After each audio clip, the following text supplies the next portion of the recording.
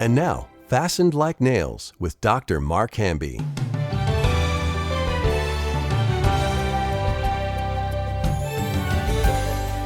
Welcome back to Fasten Like Nails, and today's going to be a special day because we are going to go into the book of Job, but not in the typical sense of studying the Bible the way we normally do. We are going to look at the Bible from the perspective of eating meals with one another. And today with me, Molly Mayo, Colin Smith. Guys, thanks for being with me again today. Hello, we're so excited. Yeah, thanks for having me, Mark. Hey, Colin, you started off a devotion this morning that just it blew everyone away. You know, we were sitting there and I could hear all the oohs and ahs, and you know that you've got a good devotion when people are doing that. Mm-hmm. But you titled it, you drew us in rather interestingly. You talked about mealtime from the book of Job, and I'm thinking when did Job, have meals? Mm-hmm. And so I'm going to let you introduce, mealtime from Job's perspective and the meaning behind it all. Yes. Well, we just started this week, the staff and I, all of us, we started a series. We're in a Bible study series, and I'm titling it Epic Mealtimes in the Bible. And it's a little play on words because Job is sort of an epic.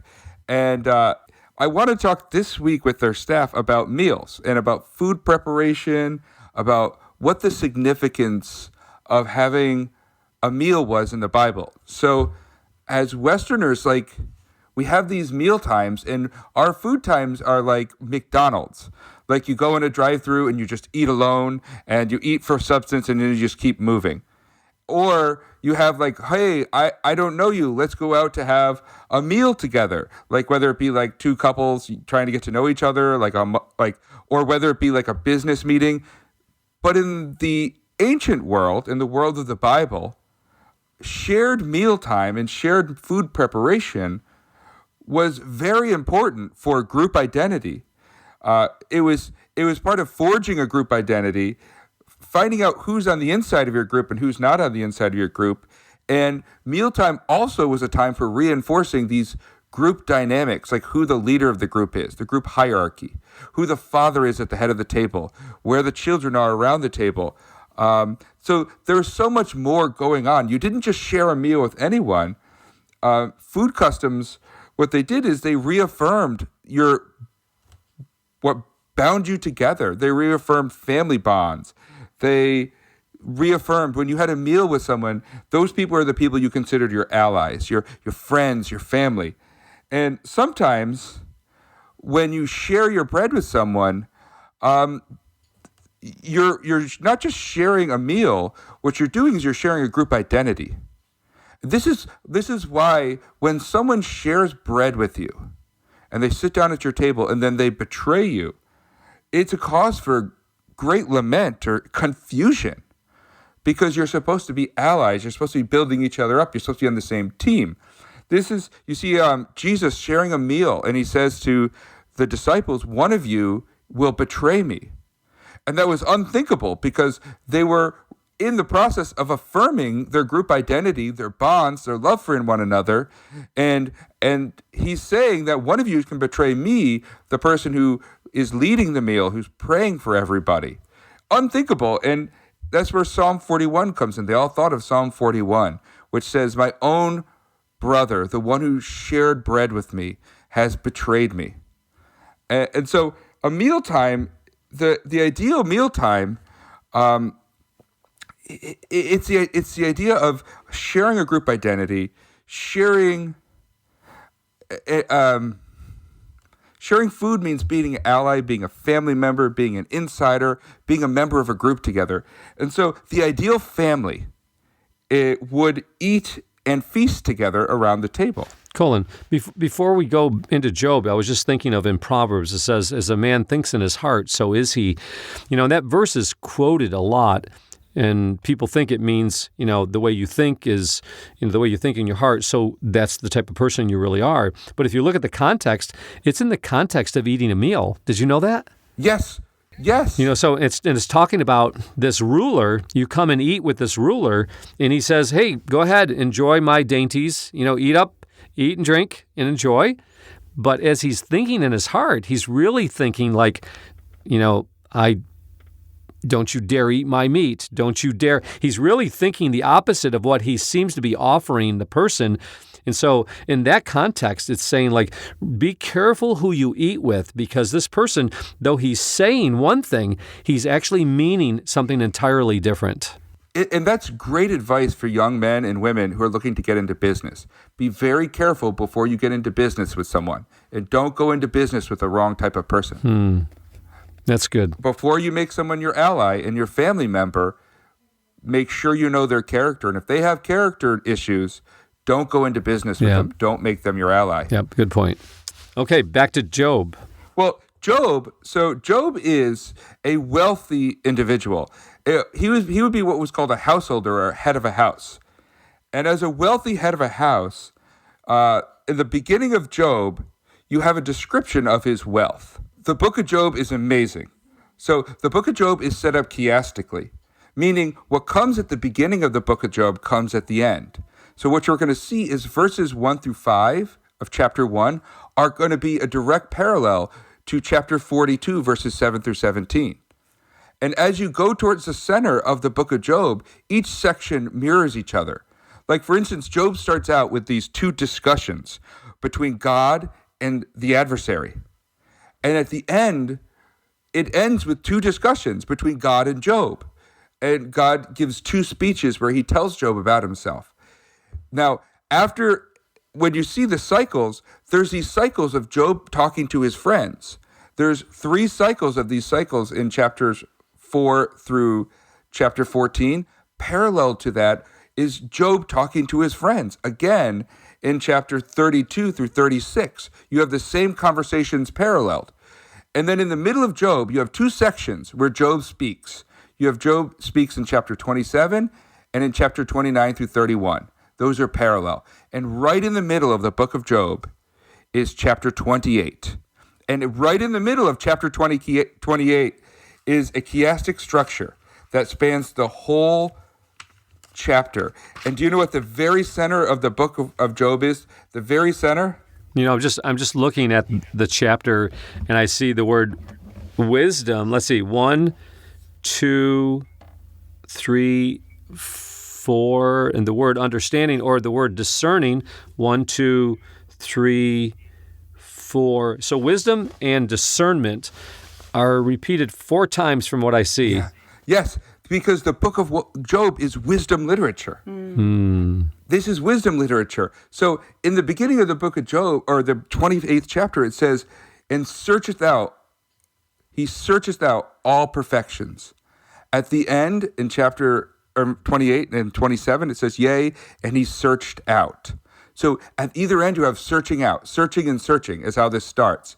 And then it talks about the flood breaketh out in verse 4. The parallel at the end in verse 25, it says, and he weigheth the waters by measure. So then in verse 5 and 6, he says, as for the earth, it comes out of it comes bread, right? And then in 24, it says, for he looketh to the ends of the earth and seeth under the whole heaven. So you have the earth, right? So you have this section in 7 through 11 where he talks about knowing, and he. It's all about God. The same thing is true in 23. It says, God understandeth the way of, and he knoweth the place thereof.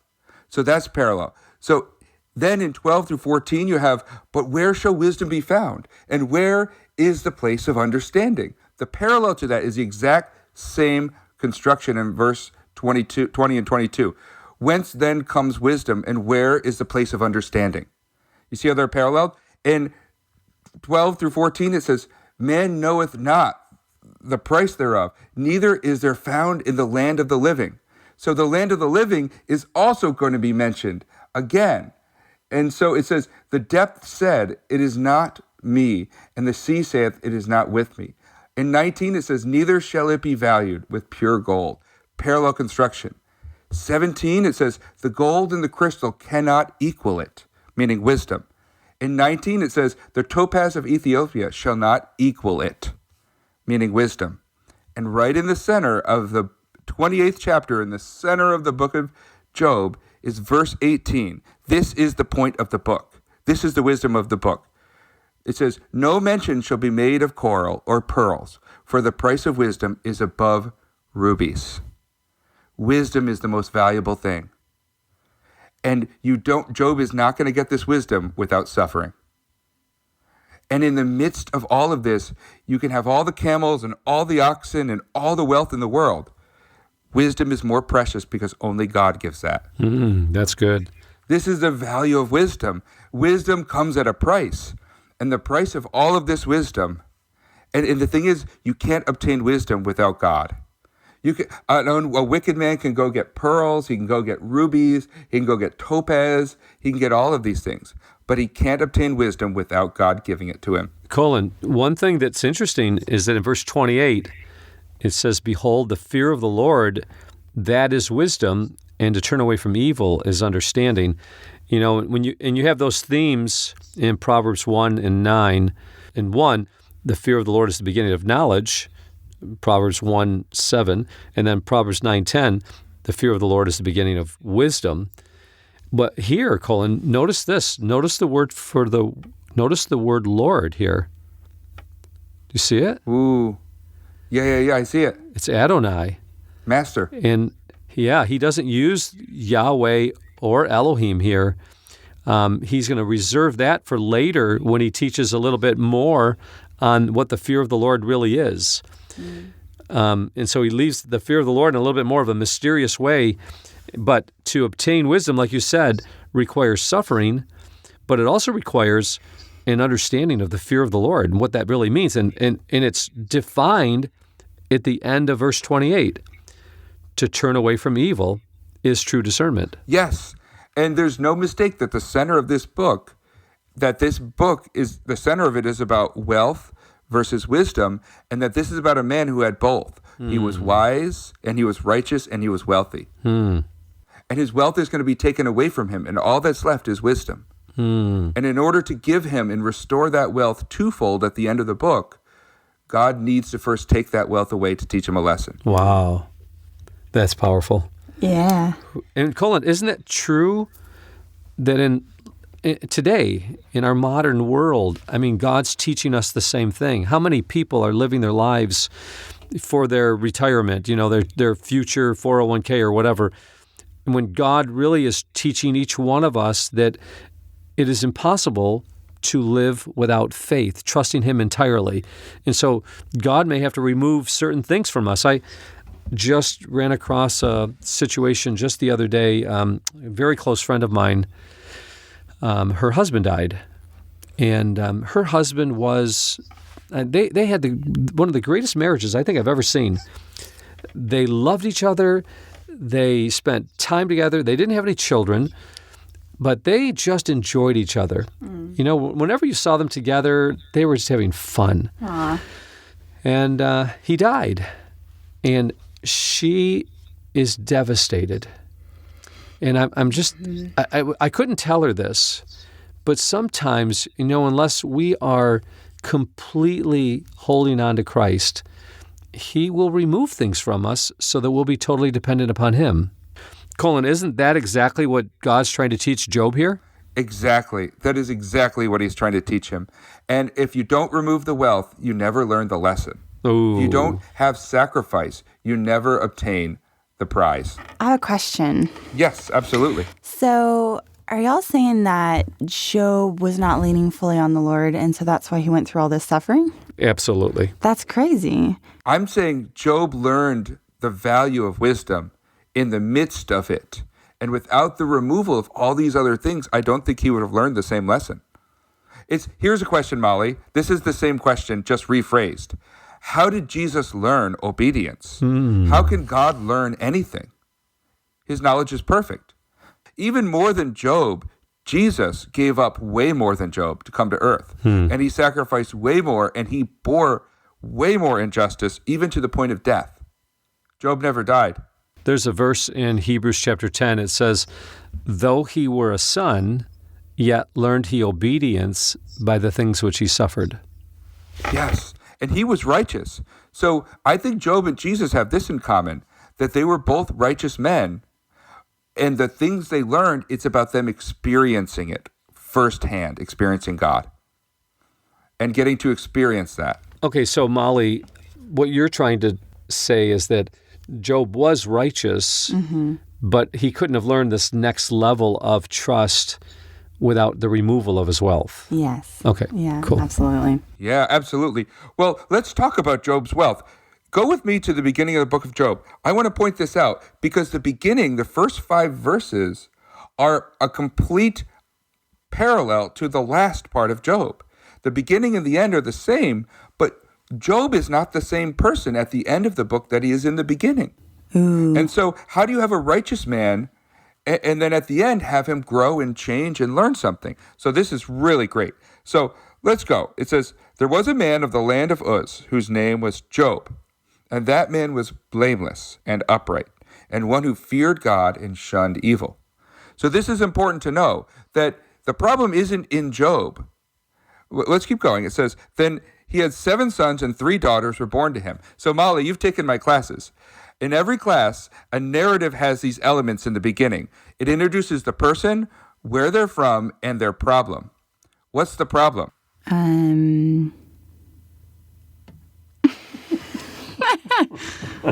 Well, I'll point it out. It's kind of like in the book of Ruth. You have this introduction of Naomi, her husband, who is apparently seems like a godly guy. And then you have their 2 sons, weak and fickle. They're dying on the vine, or blotted out, you could say. So the problem is the sons, right? She has these 2 loser sons. And then the whole story is about how they get removed and a godly line is brought in. Well, I think part of the problem that Job has here is his sons and daughters. I think that's part of the situation here, and I'll show you why in a second. It has to do with a mealtime. But, okay. The answer's in the next little section of verses here. Yes, the answer is going to be found in verse 5, I think. But I think the sons and daughters are introduced here as part of what's lacking. So he's not lacking. What's lacking is in his relationship to his sons and daughters and his position in the family. And his wife. Yes, he's not set in the right position. He's righteous, he's upright, but he's not in the right position. So as a character, that's no fault of his own. But this is the situation that God has to correct. Whoa. So it says here, also his possessions were 7,000 sheep, 3,000 camels, 500 yoke of oxen, 500 female donkeys, and a very large household, so that this man was the greatest of all the people of the East. So his material possessions are far beyond anyone else. Wealth in that age and time period was gauged by cattle and livestock, and he had it more than anyone else. But this is what real wealth is. This is what real wealth is. It says, and his sons would go and feast in their houses, each on his appointed day, and would send and invite their 3 sisters to eat and drink with them. So true family bonds, the ideal family, feast together. And this is what Job had. Job had the ideal family feasting together. But who's not at this feast? Who's not at this feast? Job is missing from the feast. He's not there. But here's the thing, though. He's blameless and he's upright. What's going on here, right? He's the head of the household. He should be at the feast, saying the Thanksgiving prayer for the bread, breaking the bread, passing around. He should be in the position of the father. He should be in the position of the head of the household. But they're inviting their sisters, but you have no mention of Job being invited here. So, hey, Colin. Yes. So I'm sure you've seen this before, where you have, a married couple. He may be a deacon in the church. In fact, I've seen this before. Someone was a deacon in the church. It could be the opposite way. It could be a godly wife. But let's say it's a godly husband, and his wife does not want to follow him. She does not want to give him the respect that God wants her to give him. She's not going to submit to his authority. But he's a godly man. I've seen this so many times in my lifetime. And usually it's just such a, it's like a sore thumb, in the church when you see this. I saw this one man, I was young in the Lord, and his wife would not go to church with him. She went to a different church just because she didn't think that he deserved the honor of deacon. And And he was a godly man. Now, I know we don't know all the things that go on in the home, okay? So, and there's always two sides to a story, but you could tell when they were together, there was this disrespect that she had toward him. Another married couple, I can remember, where she just would take every opportunity when he was in a group setting, and she would always just put him down. I remember, Molly, we had one of our teachers here, won't mention his name, but his mentor, his wife, whenever he was in, a group setting with the students that he was teaching, she would make life miserable for him. Very famous theologian that we even have some of his books, Colin, that he's written some of the word commentaries. And he had to do that. So, Colin, what do you say to a couple? Let's say that it's a godly wife and her husband, is not giving her the due respect and honor that she deserves. He's not treating her like the weaker vessel and honoring her and lifting her up and protecting her. What do you say to couples out there that are really trying to live for the Lord, but the spouse has sometimes subtly, sometimes overtly made life miserable for you in your home, and the children have seemed to follow the influence of that spouse? And before you answer the question, there's one, when I was a young Christian, there was one particular example, a man right here in Mount Morris. I'll never forget this. He was faithful in church. His wife would never go to church with him. My guess was that she was unsaved. But she was one of the most, complaining, just irritable. And whenever she was around her husband, she made life miserable for him. And I just always wondered, how does he even go home and be the type of godly influence he needs to be in his home? So, Colin, first of all, have you seen this in the churches you've pastored? Have you seen this take place? Absolutely. 100%. Okay. Yes. So, as you've seen this, what advice would you give? I mean, Job apparently is going through this himself. His children and his wife, she told him to curse God and die. She told Job that she doesn't even want to be around him, his person. She doesn't want to be around his breath, his breathing. That's a pretty offensive spouse that he has there. And so what do you tell people that are in that situation? When you're dealing with it, you never really know the whole story.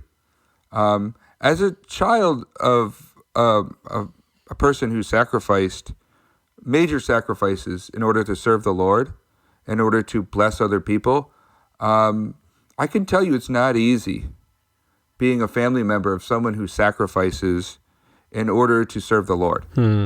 So wait. So time out. So you're talking about yourself. Your dad sacrificed immensely in order to serve others because he believed that was his calling. But as a result, you kids and his wife felt like they got the short end of the stick. Absolutely. And that is so often the case with men who are called upon to do extraordinary things. The amount of resentment that, you don't get a PhD from Cornell, pastor a growing church, edit a internationally acclaimed scholarly magazine, as head editor, translate the Bible into 2 different languages in India, and have a family at the same time. You don't get to do all of those things.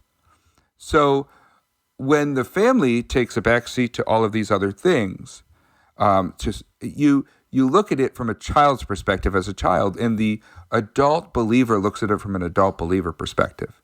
My dad was thinking, the Lord has amazingly gifted me, and I've been given much, so I'm responsible for much. And I have to steward this gift in order to serve the Lord, because that's his family. But then he's also been given this family to be a father and a husband in. And so he's trying to balance all of this, and kids never see it from an adult perspective, and spouses never see it from a husband's or a wife's perspective. You see it from your own perspective. So from a kid's perspective, all you're seeing is dad is putting the church, he's putting his education, he's putting this magazine, he's putting translating the Bible first. And what you need to understand is you need to pray for your kids, because the only thing, I think I'm the only one who came to understand my dad. And actually, at the end, he was my brother. He wasn't my dad. He was my brother. Wow. The only thing that brought that about was me growing and maturing in the Lord, seeing that God had called me to serve him, and seeing my dad as a brother in the Lord, seeing him as a fellow member of the family of faith. Apart from that, I would have never understood. I would have never valued, and I would have never been able to forgive him and see it from a believer's perspective. So what you need is you need the Lord to work in the lives of your family members. You need, and you can't get that. You can't provoke that. You can't pray enough to get, it has to be God doing that. So, you know, when a righteous man walks the path of righteousness, he's naturally gonna see people who are not righteous are gonna part ways. You know, when you practice righteousness in your life, it's gonna have an effect. It's gonna draw righteous people to you, and it's gonna push away unrighteous people. And it's a very lonely road, because sometimes your family members are tied to you by these worldly familiar bonds, these fleshly bonds, and you love them, but they're not tied to you by these bonds of faith. You've been listening to Fastened Like Nails, a presentation of Lamplighter Ministries. Our mission is to make ready a people prepared for the Lord by building Christ-like character, one story at a time. To learn more about our family collection of rare books, dramatic audios, or guild programs, visit lamplighter.net. To hear more podcasts, search for Fastened Like Nails wherever you listen to podcasts.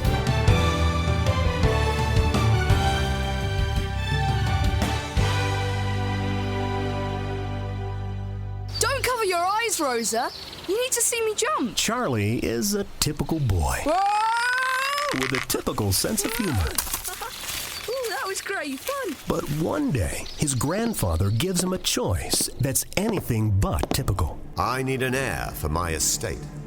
And once I die, you will be the master of Grandfield Place. Follow the adventures of Charlie in Charlie's Choice, the newest drama from the exciting new family radio series, Lamplighter Theater. I'll make them proud, yeah. This'll teach you! Here's a whip, Charlie. Run! Run! I will grow up to be a strong and good man, just as Mama hoped. These waves will dash us to pieces on the rocks if we let the current carry us much further. I'll be a hero for them someday. I will. I cannot come with you. My work is here. Don't miss the adventure, the fun, and the drama. Tune in to the next Lamplighter Theater.